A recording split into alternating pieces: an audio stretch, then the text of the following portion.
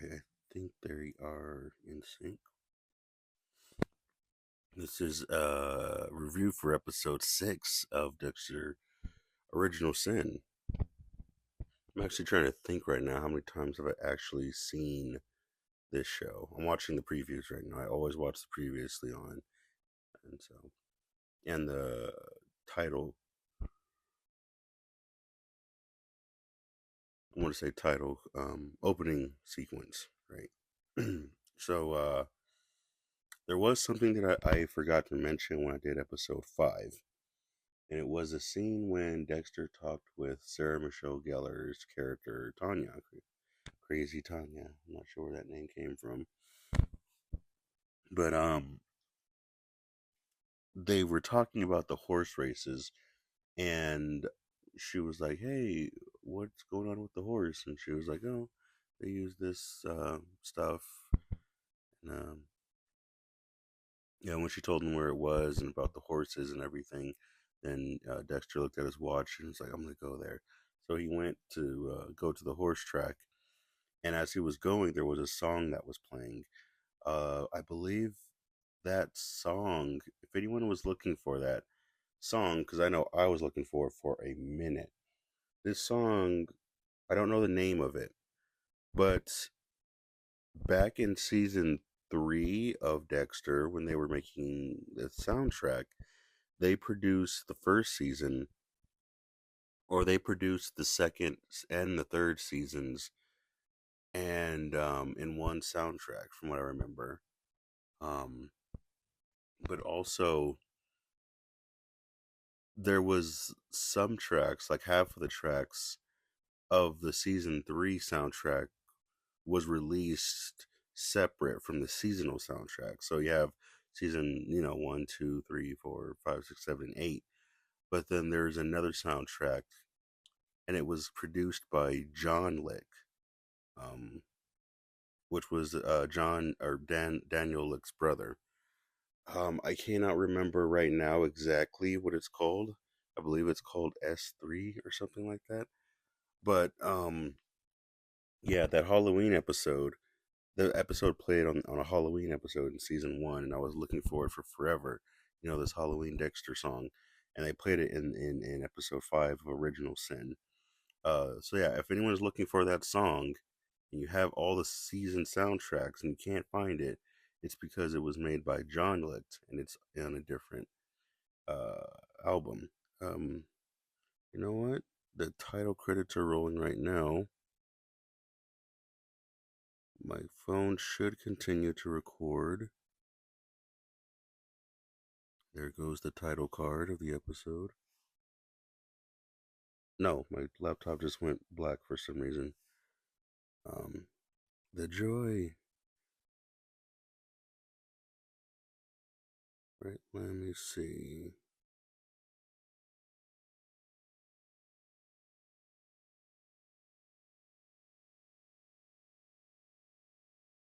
Um, alright. Let's see.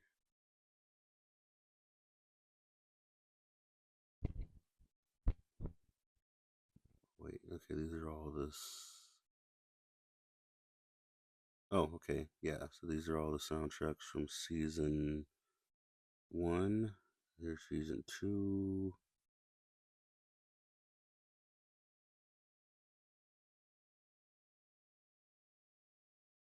Okay, so this just says Dexter additional score. Oh no, John Licht is actually Daniel Licht's nephew.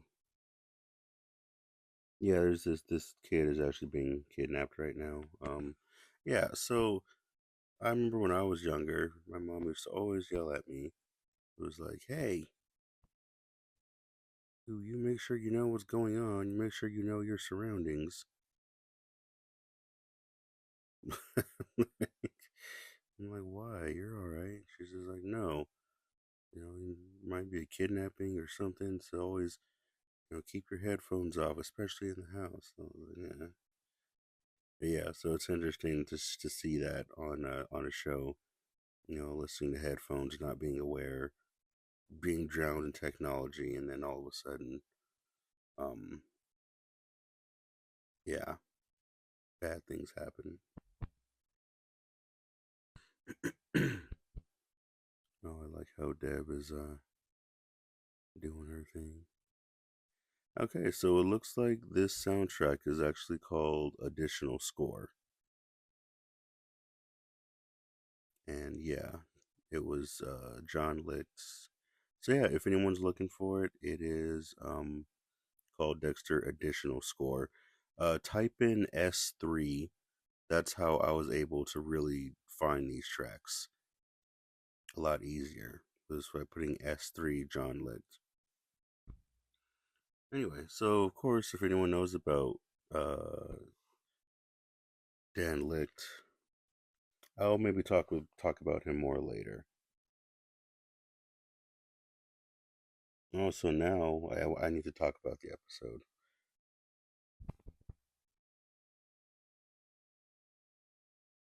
Mm. Oh, it's about time that Harry says, "Oh, why don't you let me meet this Geo fella?"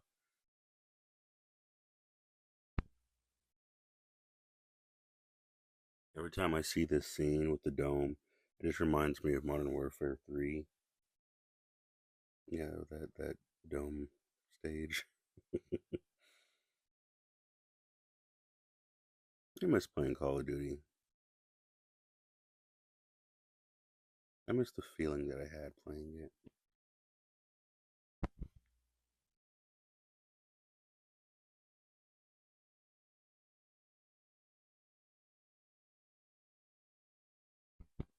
Wonder what it was like filming in there. It seems like a spot that I would be in when it came to filming.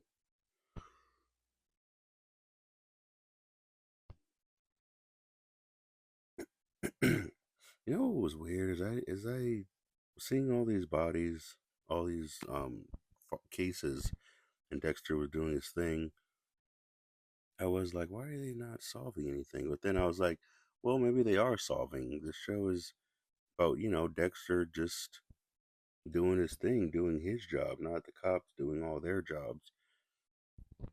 So I figured the reason why they weren't really catching the bad guys is because maybe they were catching the bad guys, but there was no bigger scheme behind it. It was just Dexter doing his job and what his point of view of the situation is of doing his analytical stuff on the bodies.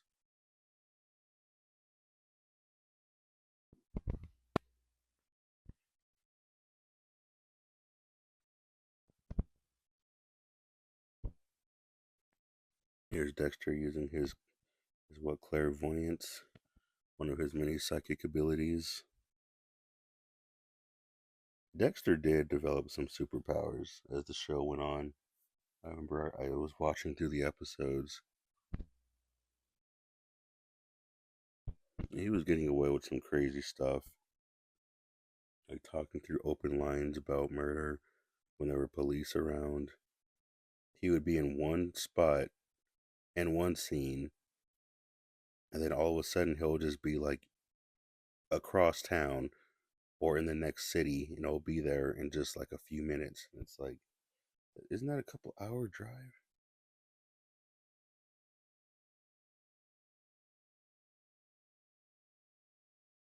But now Dexter's saying, what if they're all connected now?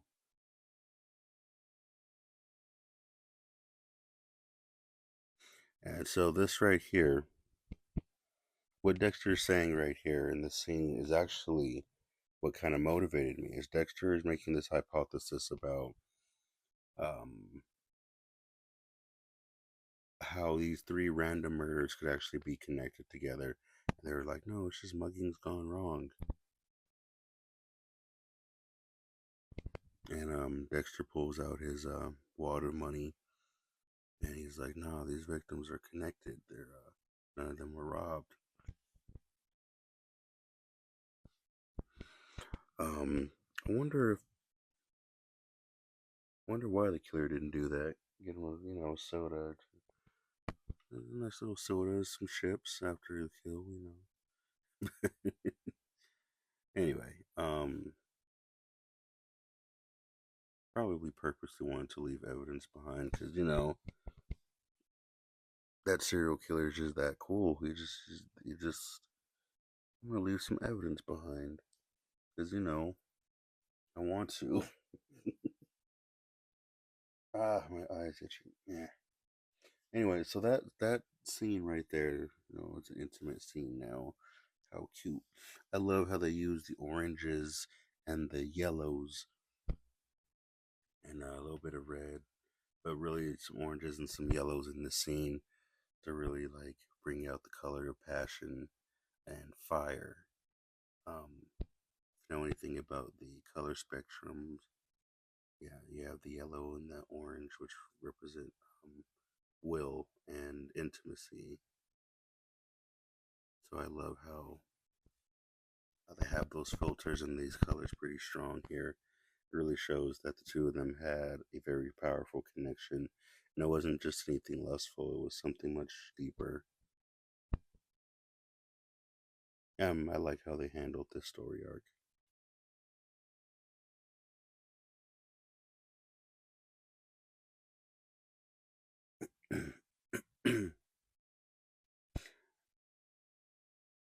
I never thought I'd be the other woman. Aw. Yeah, things in life happen like that. Yeah. I'm actually thinking about writing a story that's kind of like that. But yeah. I remember at one point in life I was actually the other man, quote unquote, the other man. Um, I guess it was a lot of weird stuff going on. It wasn't so black and white and so sinister. It was just circumstances happening, and we all just got sucked up in a lot of just dysfunctionalness and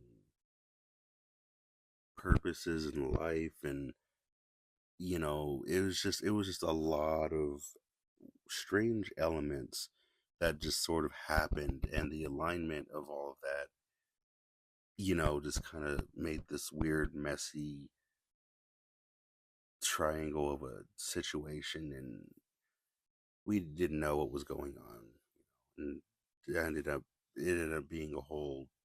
I was ended up being the other guy, and I can't even properly explain what it even was. But yeah, then eventually life just happened, and yeah.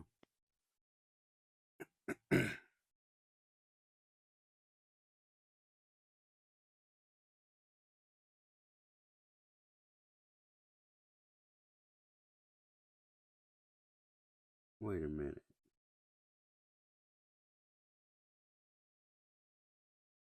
Hold on. I already. Never mind. Wait. Yeah, Levi Reed already died, right? Yeah, yeah, he died in the last episode. Sorry, I just got confused for a second.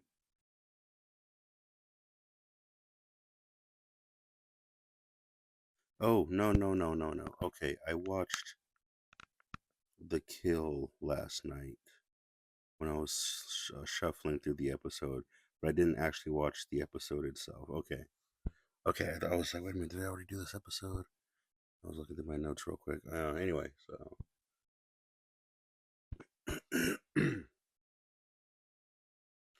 so there was a moment. I love how they do the time skip when Bobby gets the news and Bobby has to tell the captain, "Hey, this dude that kidnapped Tommy, the George's son, the judge's son, he just got the captain's son, Nicky."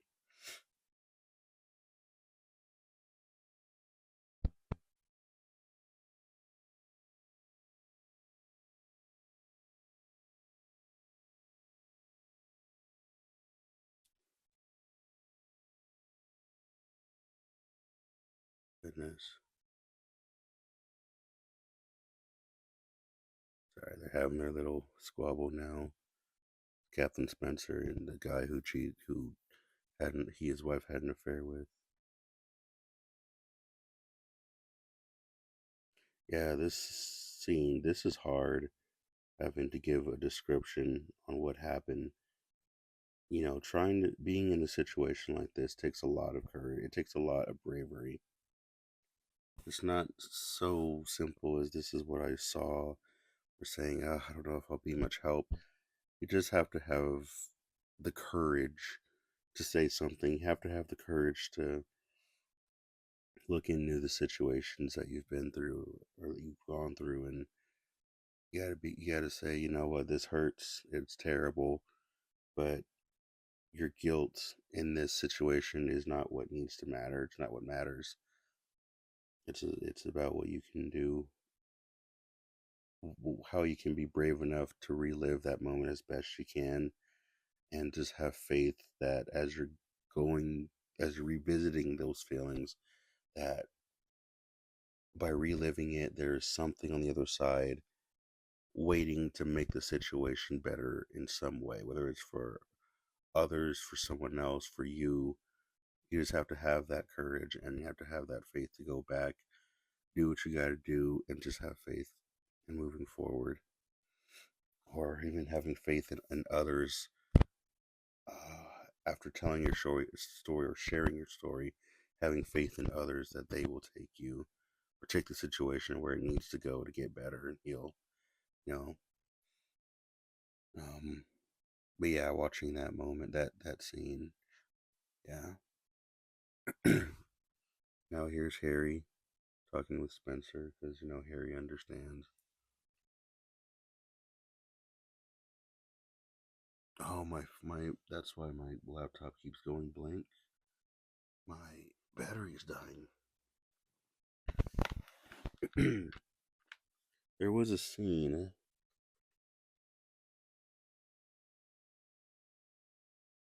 Nope, it's not plugged in. Outlet. There was a scene in earlier in this episode. I was saying when Dexter was over the body and he was analyzing it and everything, and Dexter was like, "What if these three bodies are connected? Or these three victims were connected?" There was a story, a book that I actually wrote, story that I wrote. It's never been published. Not as right now. It was written back in 2008, I believe, end of 2008, 2009 ish. But I wrote that story, and it was actually kind of loosely based off this idea of Dexter, which was um, the main character having this strange handicap. It actually allowed him to see things that, you know, most professionals wouldn't see. And it was because he was so naive to the game and so, like, untrained in the whole process that his mind was able to look at different possibilities of how things could go, how things could be. And all the other professional detectives were like, that's not how this works. We have experience. This is how this works. This is how that works. It's like, okay. But the main character of the story was like, well, from my understanding about the situation, from what connections that I have with this situation, I can see it from this point of view or from that point of view. And because he looked at it so differently, he was able to find deeper meanings and understandings of certain cases or things like that, or certain behavioral patterns that people would have. And his uncle, who was the cop or whatever, was like, oh, okay, whatever. And main character ended up solving certain cases or learning about who certain serial killers were because in my story in the book, because he had a certain connection with how they operated. But um, He always did it on his own as a vigilante. He never killed anyone. But yeah, that moment where Dexter's analyzing the body, that energy of that moment is actually what birthed one of my favorite stories that I've written. I should probably say the name of the book, but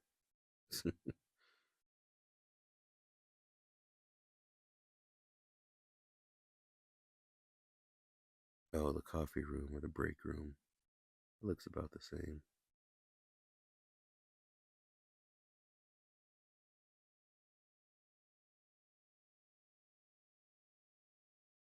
Yeah, Dexter's fresh eyes on this case, so of course he's gonna know the difference of dates, and he's obsessive. He's locked in.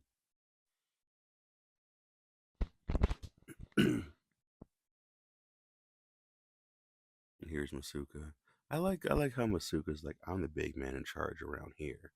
But in the OG Dexter, he was like, oh, Dexter's the man.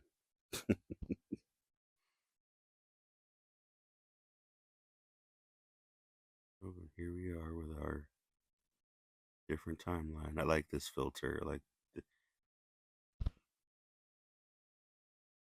this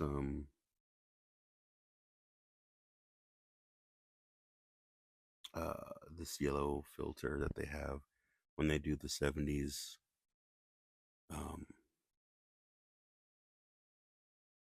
when they do the 70s flashback with Laura and our boy Harry here in Miami. Yeah, I don't think Miami's really for me.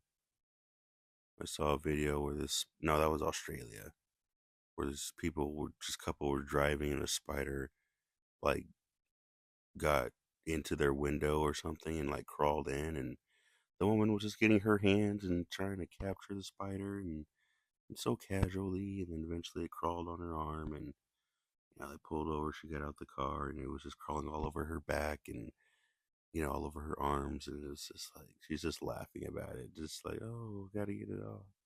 But yeah, I think that was Australia. But in yeah, the Miami video I saw, some dude was hiking and like walked into a web, and there was like six spiders, probably the size of my hand, and they were just all over his body. And he was like, "Well, I got six spiders on me, huge spiders." And he was like, "You can't reach for them because they might think your hand is another spider, and they'll go into attack mode and bite you." So he was like, "There's no way I can get these spiders off. I just have to kind of wait it out." Oof. And there goes a finger. Enough about him. Let's focus on you. Yeah, look at that. Why does he look so familiar? So she's starting to become new to the game. She's getting promoted. And so as a form of promotion, they gotta keep that fear there. Don't let her get too confident. And also make her feel like, hey, you need to know your place. You need to know that you're not hot. You're not in control of anything. You're not above certain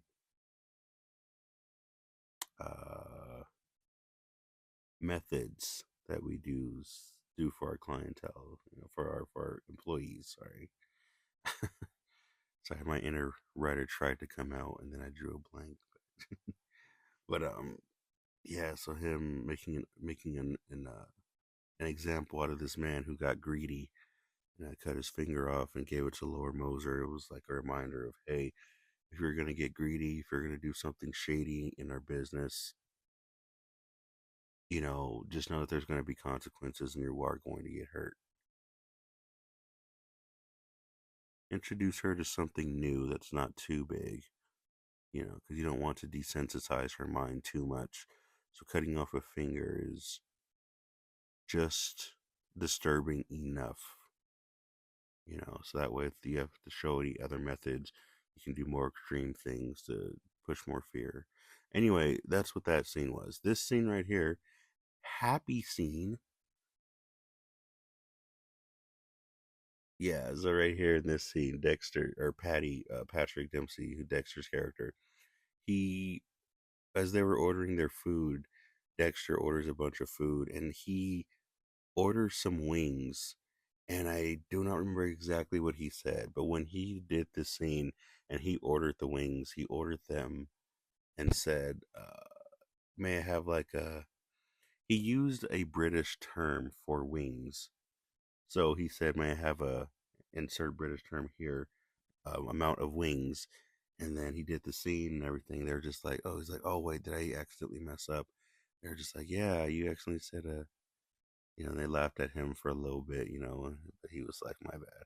So if you actually see Dexter orders his food and then it cuts to his face and then he orders his wings and then it jumps to a different cut. Um, that was because when he ordered his food, it was perfect. When he ordered his wings, he did it in the wrong system. Uh, so um, the inner cut of his or the face of his the cut of his face close up was him fixing that line mistake. Anyway, yeah. Here's Dexter remembering the darts. I love that as Dexter, as they're doing the darts, Dexter remembers what Levi Reed? Yes, what Levi Reed did with his girlfriend at the bar earlier in the episode.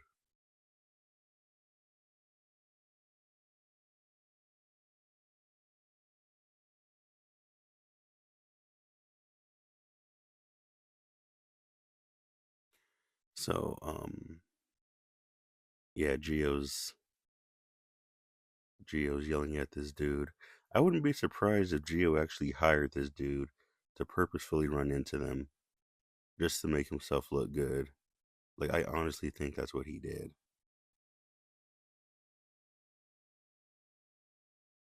But yeah, as Sophia was trying to throw the dart and Dexter did his thing.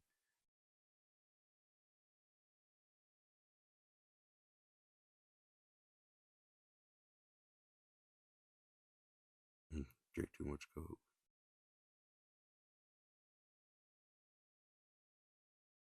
Um,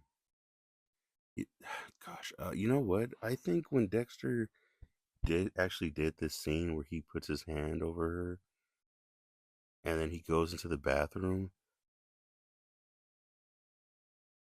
I honestly think he wanted her to go in the bathroom with him, but he was so disconnected from his emotion that that he looked so innocent and scared in that frame. But he he's so disconnected from his feelings and his emotions that he didn't know that that's what he actually wanted from her. So now he's like, "Oh, you should probably wash your hands." It's yeah. But yeah, I don't think it was a coincidence. I think Dexter did that on purpose. After seeing Levi Reed,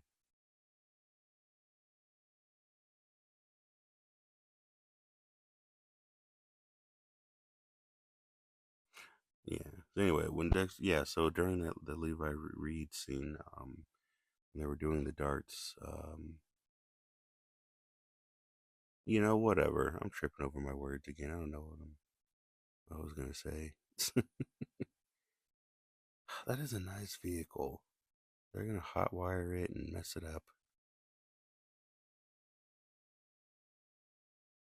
Dexter's turn. Well, at least I got the alarm off, which not all vehicles had alarms back then, so yeah,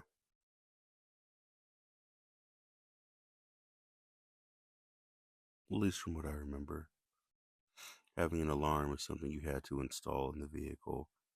There was usually a light um, that showed that there was an alarm, so that way people knew not to mess with that light. It was a light that was on the dashboard. It was for people to see, especially at night. So whenever it was nighttime, when someone tried to steal a car, they ever saw that light in there, then they knew, oh snap, this car has a an alarm. Better not mess with it.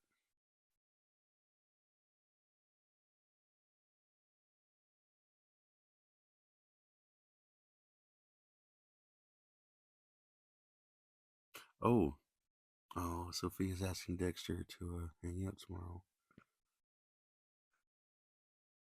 So now you see right here when she's like, "Would you like to hang out tomorrow?" And Dexter's like, "No, I gotta go bowling. It's an Easter egg for Dexter bowling." But then in his head, he says he has to kill.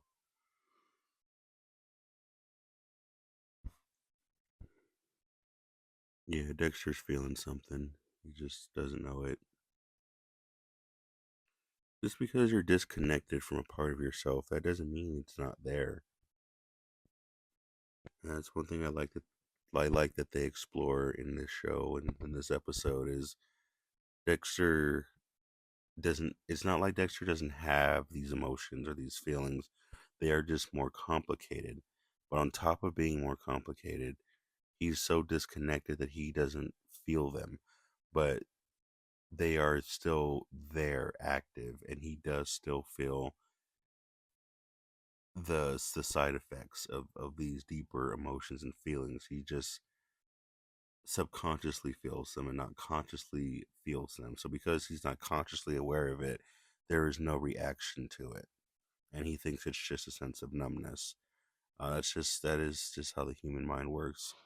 Just because we're disconnected from some part of ourselves doesn't mean we don't feel it every single day. Doesn't we're just unaware of the symptoms of these feelings.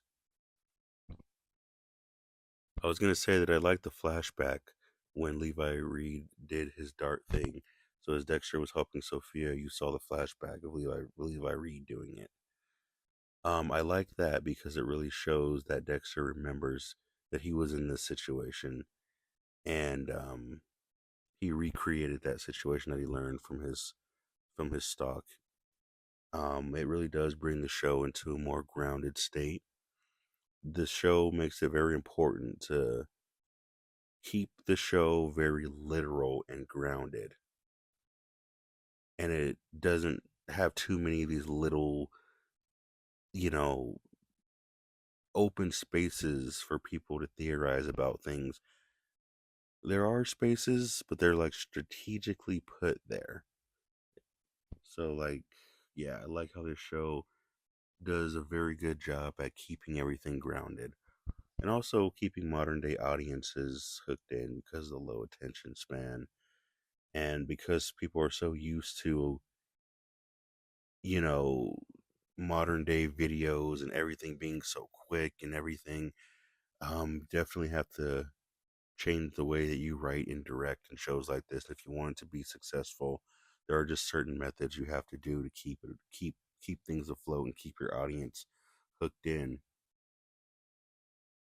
So this show is very strategic and they did an amazing job. They did a good job with, the blueprint of the show, but also keeping it grounded by also keeping it chaotic. The show constantly contradicted itself in so many ways. And they still made it good.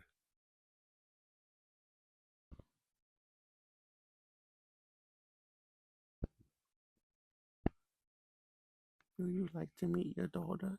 This is little Deb. Ooh, sorry. Yeah, my audio showed that as a big fluctuation. I dropped my mic again. I keep doing that the last few episodes. If I just like put this mic somewhere.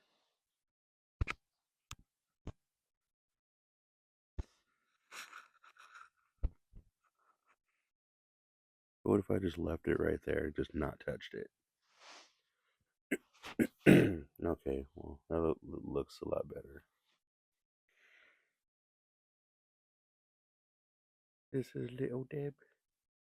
Are you all father again, Harry? That means the affair's over. You go end it with her. No, but she's my best friend. I don't care, Harry. You got to do it for the sake of your family. Okay, I promise.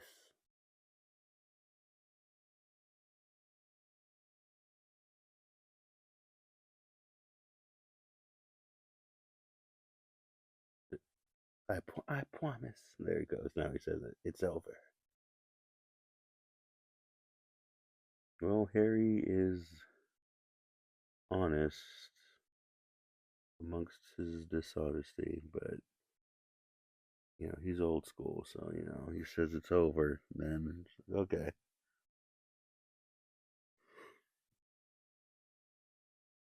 yeah, then he's gonna honor that.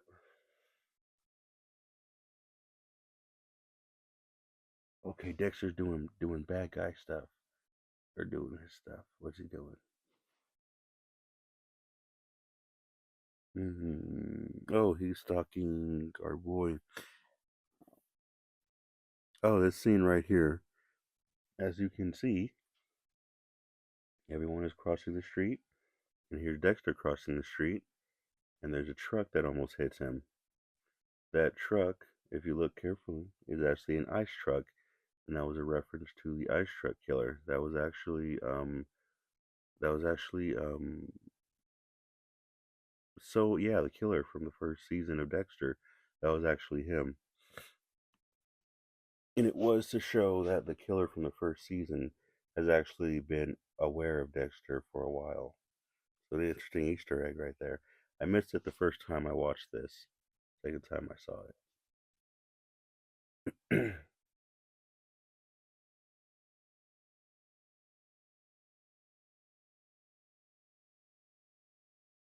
Oh, boom! He ran into. Yeah, here's the black cop, and Dexter finds out that he was gay, and he's at a gay bar and everything. Dexter's like, okay, cool, you're okay, and he moves on.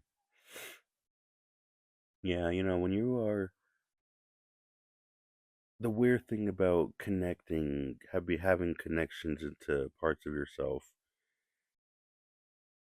like Dexter is so disconnected from so many parts of himself that when he sees the cop right here, I believe his name was Sanders, and when he sees Officer Sanders, uh, at the gay club, Dexter's like, oh, okay, you're okay, and that's it. He moves on.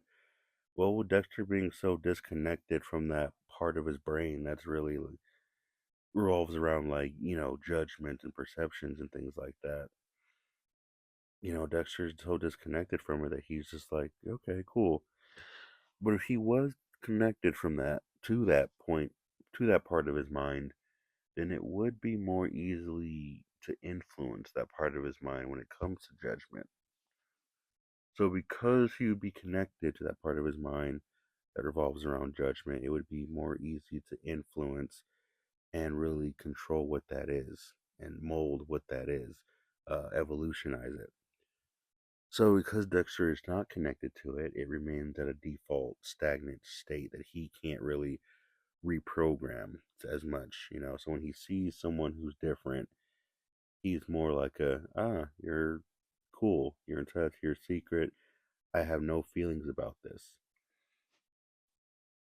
Surprisingly, that is actually a form of love. Um, Love is a natural state, but it's just how we grow as people in the world is what creates these filters within us. And once we start to try and find love or connection or whatever, it starts going through all of these filters and breaking things down to such a way that, we're just like, oh, I'm looking for love, but I'm looking for love in this person, in this partner. They have to have this thing, they have to have that thing. And it's like that's love is just being filtered through our own perceptions, through our own judgments, through our own everything that we've been through, everything that we're looking for. There's so many different parts of who we are, and the idea of love flows through all of who we are. So when we're searching for love, love is filtered through so many pieces of us. So by the time we try to like figure out how to express it or how to accept it, it's just so complicated that we create a list and then we just miss the point, and then we're like, oh, love's so hard. Love is the. It's like, nah, you just gotta chill. So yeah, being disconnected because Dexter's so disconnected from so many parts of himself, that stops him from being a product of society and actually allows him to be a product of nature. So, being a product of nature when it comes to the sense of intimacy and love, Dexter actually embodies the prime essence of what love and intimacy actually is. But because he has such a darkness to him, that darkness becomes the bigger filter of primal love when it comes to, deeper sense of who we are inside. So that also goes into, his whole thing about killing or his impulsion to do it. But yeah, just crazy, isn't it? Depth of Dexter's character. And now he's like, I don't kill innocent people. And Levi, yeah, Levi's on the bed, and right here you see Levi Reed struggle because he looks in Dexter's face, he looks in his eyes, and he's like, "Yep, he's about to kill me. This is it." I see that he's done talking, so now he does his last ditch effort to try and escape, and Dexter's like, "Nope." I loved what this scene, and the scene's over, and I'm talking about it now. But what I loved about that scene is Dexter was like, I was Dexter Morgan, giving his name. I'm the son of Harry Morgan, telling his victim, this is me, this is who my dad is. He gets his knife and puts the knife right next to his face on the table and walks off. He turns his back from his victim. He gives his victim way too much personal information. His victim is trying to break out of the plastic. Dexter's not paying attention. Dexter's letting his victim talk to him on an emotional level and get Dexter in his feelings, getting Dexter to have different outlooks on life. Like there are so many scary, risky red flags that was in this scene. And I remember watching this scene for the first time and I was shaking and I was scared and I was like, bro, this dude's gonna break out because Dexter's giving him all this information. Dexter's like not keeping his mouth shut. Like there was like I was on edge. My heart was beating when I saw this kill. I thought this was one of the most intense kills that Dexter has ever done. Uh, Analyzing every little small detail, what Dexter was saying, what he was doing, the information he was giving. It was like so risky. And then after when Dexter killed him, it was like, whoa, that was a whole roller coaster ride during that scene. But when I watched it with my friends, I guess they were just so used to, Dexter's got his victim and he's in the plastic, that's it. He's just gonna talk and then kill him real quick. So, people I was watching it with, I don't think they understood how how crazy my brain was going in that scene versus they're just like, oh cool, he's got this dude's just gonna kill him, move on to the next scene. And now here's Captain Spencer. This dude is wild.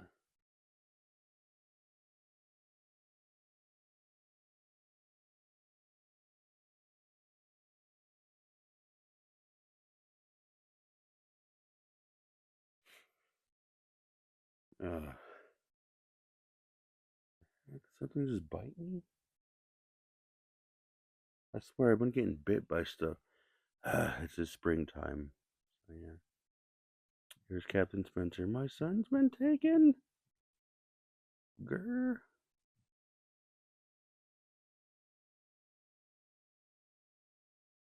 Let me make sure. 45, 15, 45, 8. Okay, cool. They're on sync. They're close. Here's Spencer. I've had enough coffee. And here's Harry. How about something a little stronger? Boom, alcohol. The spirits. All right, now what's Dexter doing?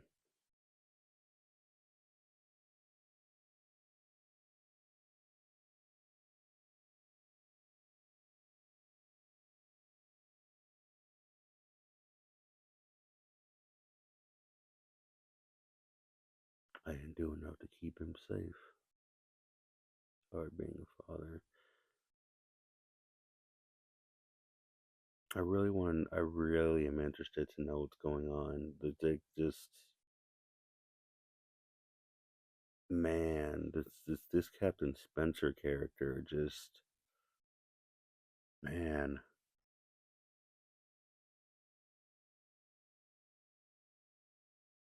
Okay, I thought Dexter was a little goofy because he was wearing clothes. And I'm just like, why is he wearing regular clothes while he's moving the body? And then after he put the body in the truck, then he took it off and he was wearing a different set of clothes and different shirt. So I was like, okay, he's not as silly. He's he's getting into that adept area now. He's not a novice. He's not professional. He's just adept.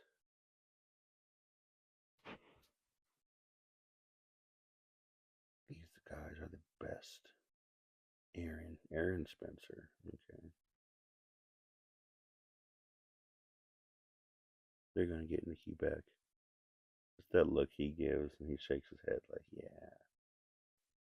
It's almost like I don't even know. There's so many emotions that go into how he just nodded his head and was like,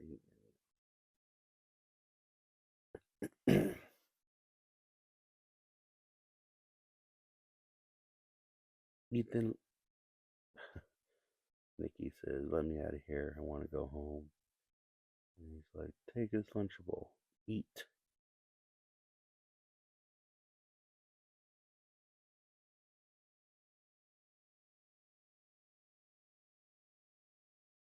This reminds me a lot of Trinity, what he did to a little Scott.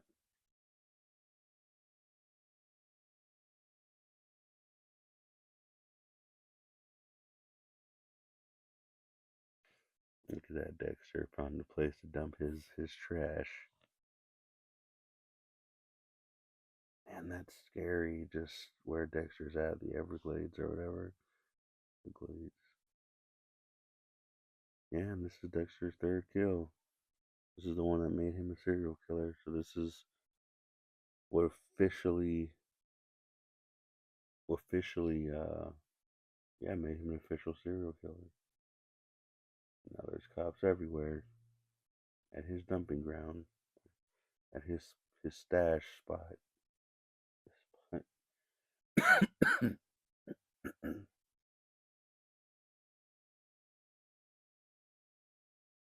That was a nasty looking corpse hand.